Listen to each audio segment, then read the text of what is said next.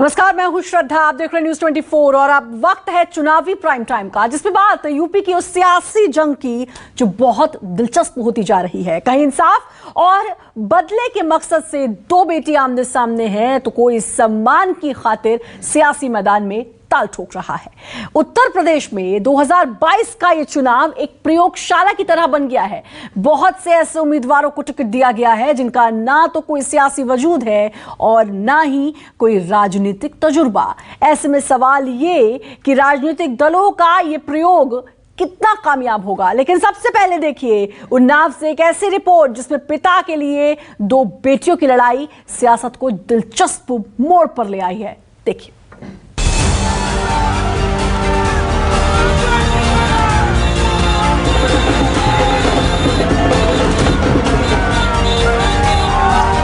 मैं बताना चाहती हूँ, मैं उन्नाव रेप पीड़िता, ग्राम माकी, थाना माकी, जिला उन्नाव की निवासी हूँ। लड़की हूँ, सच सबके सामने लाने के लिए मैं भी लड़ सकती हूँ। उत्तर प्रदेश के उन्नाव से इस वक्त दो बेटियों ने अपनी आवाज बुलंद कर रखी है।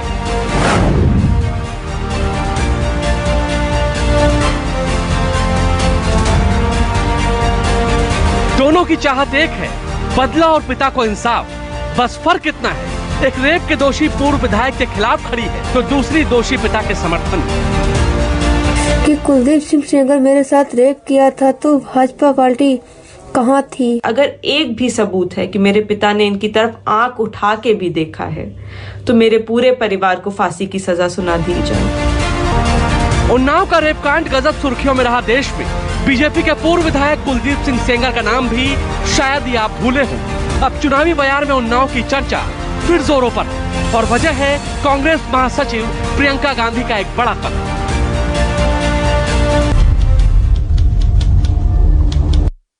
हम रेप पीड़िता की मां हूँ। मेरे पति के साथ मारकूट किया था सर। हम घर से खींचते हुए मारते हुए ले गए सर। ये अपने नीम के पेड़ में बांध करके उनको बहुत तरह से मारा। ये कहानी है उन्नाव सदर सीट की, जहां से इस बार कांग्रेस ने रेप पीड़िता की मां आशा सिंह को सियासत के मैदान में उतारा है। 125 कैंडिडेट्स की जो पहली लिस्ट जारी की, उसमें आशा सिंह को टिकट देकर सबको चौंका दिया कांग्रेस ने। अब रेप पीड़ित बेटी मां के समर्थन में आई, उनकी जीत के लिए जोर लगा रही। मैं बताना चाहती हूँ कि कुलदीप सिंह सेंगर सहयोगियों ने साठ काट करके हमारे चाचा के ऊपर हुआ, हम लोगों के ऊपर फर्जी मुकदमे लगवा दिए, जबकि कुलदीप सिंह सेंगर के ऊपर हुआ उनके भाइयों के ऊपर लगभग 28 मुकदमे पंजीकृत हैं।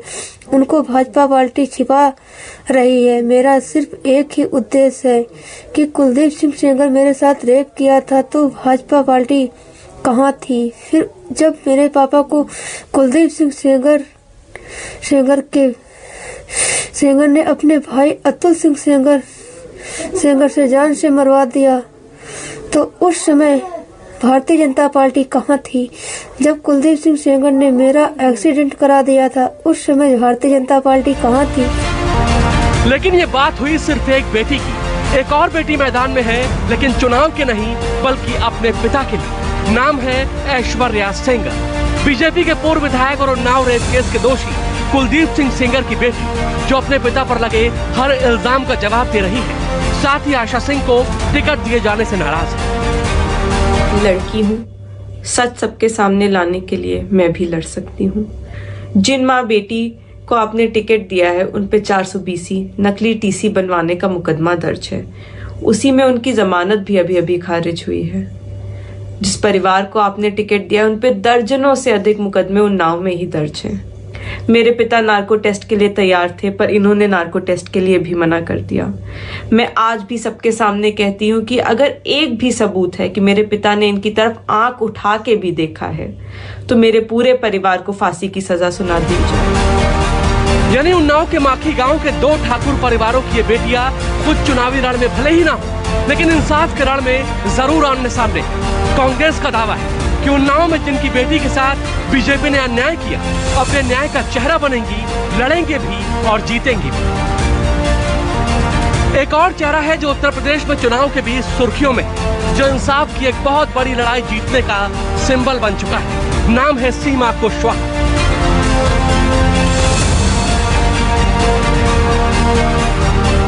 सीमा 2012 में दिल्ली में हुए निर्भया गैंगरेप केस की वकील नहीं। सीमा ने निर्भया के गुनाहगारों को उनके अंजाम तक पहुंचाने में बहुत बड़ा किरदार अदा किया है और अब वो नए किरदार में दिखने के लिए तैयार है।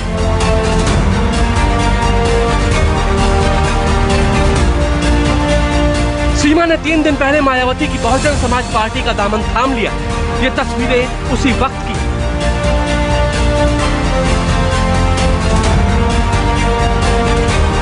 हालांकि सीमा कुशवाहा बीएसपी के टिकट पर चुनाव लड़ेंगी या नहीं, अभी यह साफ नहीं है, लेकिन उनका दावा है कि अगर उन्हें मौका मिला तो खुद को साबित करने में कसर नहीं छोड़ेंगे।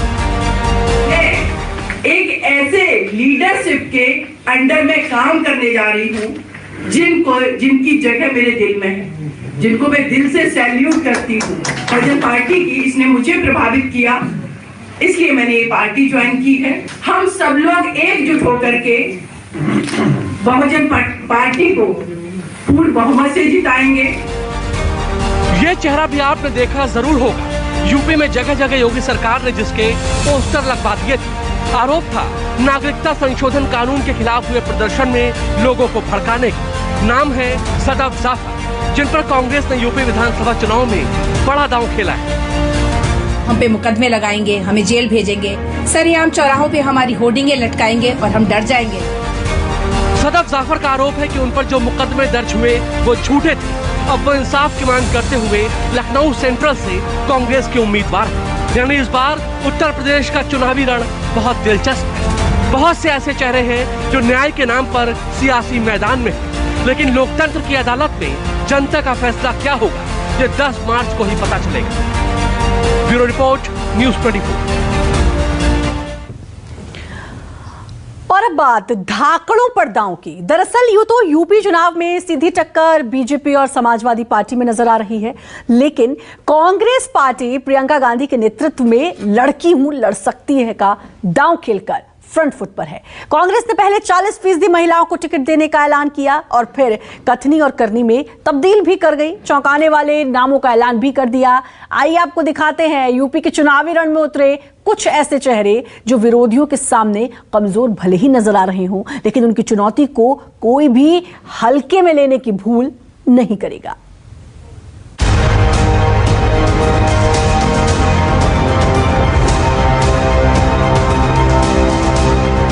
कभी हाथों में झाड़ू, कभी हाथों में पिस्टल।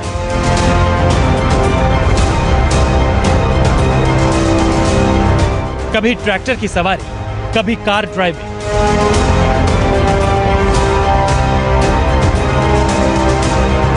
कभी की मजदूरी, कभी लड़ी हक की लड़ाई।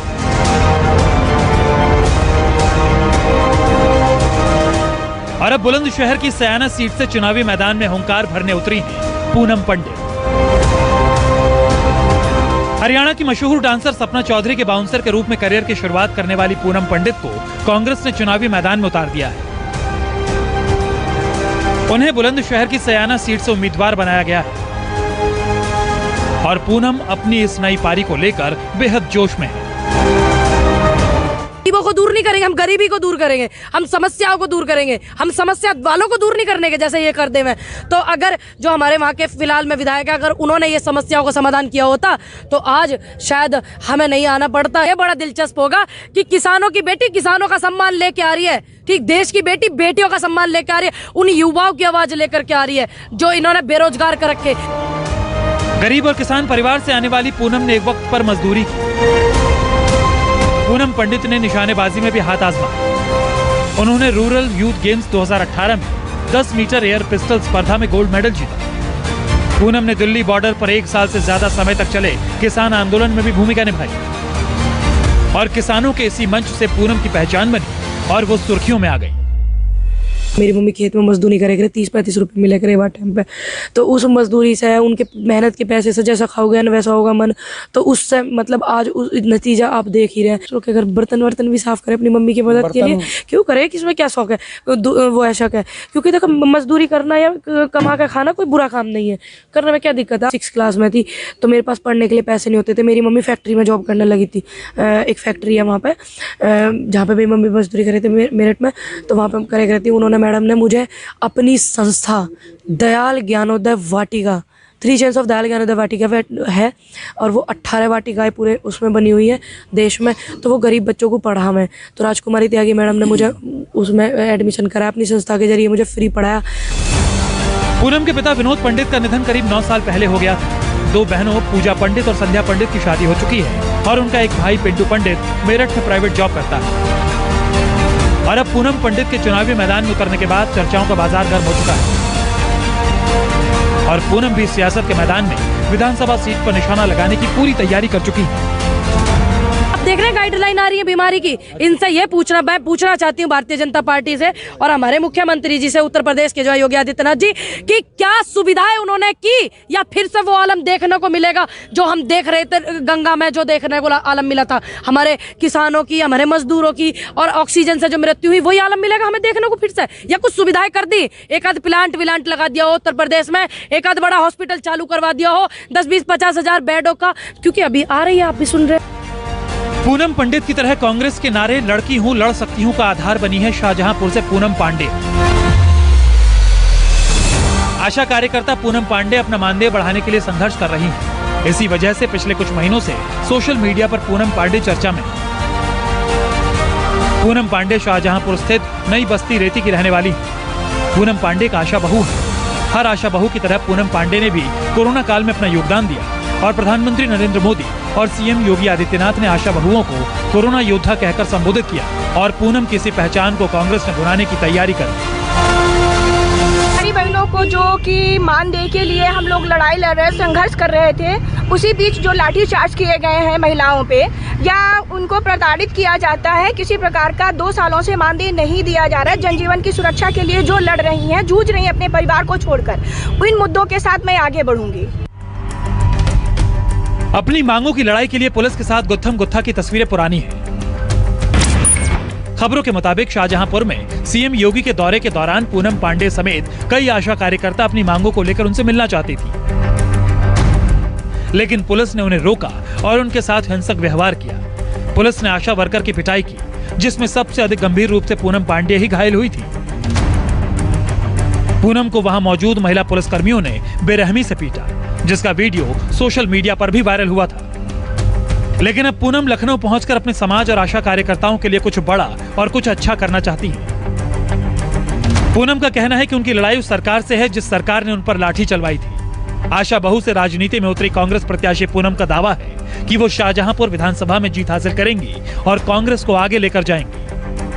तरीके से हर संभव प्रयास रहेगा मेरा कि मैं महिलाओं के लिए हर प्रकार से खड़ी रहूं। पूरी तरीके से चुनौती का मैं सामना करूंगी। हर बहन, हर युवा नेता, मजदूर वर्ग सबके साथ मिलकर मैं उनका सामना करूंगी डटकर चुनौती के साथ। पूनम पंडित और पूनम पांडे की तरह कांग्रेस की तरफ से एक और चौंकाने वाला चेहरा है मोहम्मदी विधानसभा से रितु सिंह। पंचायत चुनाव के दौरान रितु सिंह के साथ हुए अभद्र व्यवहार ने पूरे प्रदेश को गुस्से से भर दिया था।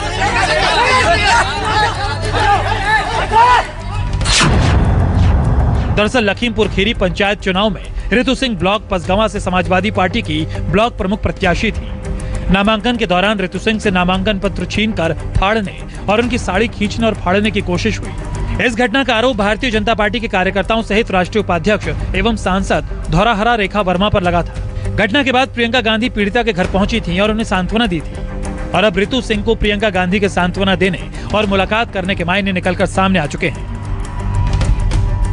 कांग्रेस की तरह बीजेपी भी ऐसे प्रत्याशियों का चुनाव कर रही है जो विरोधियों पर भारी पड़े, और ऐसा ही एक नाम है रामपुर से बीजेपी के कैंडिडेट आकाश सक्सेना का। बीजेपी ने आकाश सक्सेना को आजम खान को जेल पहुंचाने का इनाम दिया है। संभावना है कि उनकी टक्कर खुद आजम खान या उनके बेटे अब्दुल्ला खान से हो सकती है, जो अभी जमानत पर रिहा हुए हैं। आकाश सक्सेना का परिवार बीजेपी से दशकों से जुड़ा हुआ है। उनके पिता शिव बहादुर सक्सेना कल्याण सिंह सरकार में मंत्री रह चुके हैं। शिव बहादुर रामपुर की स्वारा टांडा विधानसभा सीट से बीजेपी के टिकट से 4 बार विधायक चुने जा चुके हैं। ये बात सही है कि देश आज़ाद होने के बाद आज तक यहाँ पर भारतीय जनता पार्टी नहीं जीती है।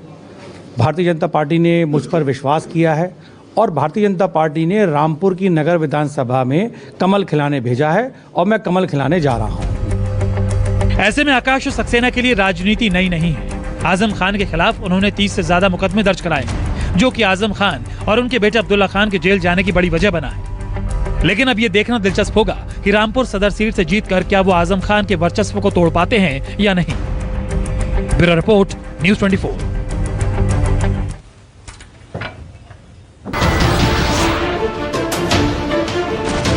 नमस्कार, मैं हूं मानक गुप्ता। अगर आपको हमारा ये वीडियो पसंद आया हो तो इसे लाइक और शेयर जरूर करें और हाँ, हमें सब्सक्राइब और फॉलो करना ना भूलें ताकि आप देश और दुनिया की कोई खबर मिस ना करें। तो जुड़े रहिए हमारे साथ और देखते रहिए न्यूज़ 24।